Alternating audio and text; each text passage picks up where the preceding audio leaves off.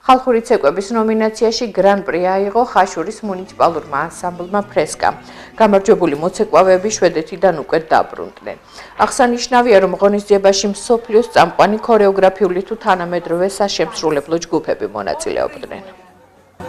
ფრესკა, ჯორჯია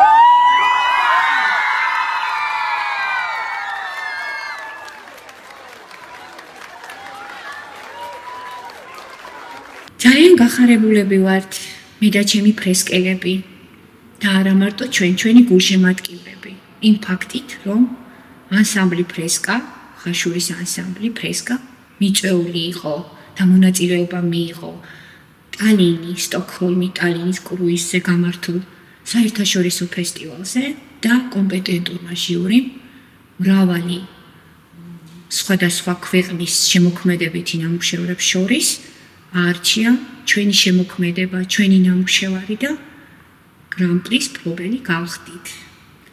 სასიამოვნოა და გასახარია ის ფაქტი, რომ არა მხოლოდ მოიხიბლენ ჩვენი შემოქმედებით, არამედ ჩვენი ბავშვების კოსტიუმებით, ესთეტიკით, ქცევის კულტურით სცენაზე და ეს აღნიშნეს. ამით არ მთავრდება ჩვენი შემოქმედებითი ცხოვრება, გრძელდება, წინ დასახული გეგმები გვაქვს, მიზნები და აი ამ გეგმის მიხედვით მივდივართ.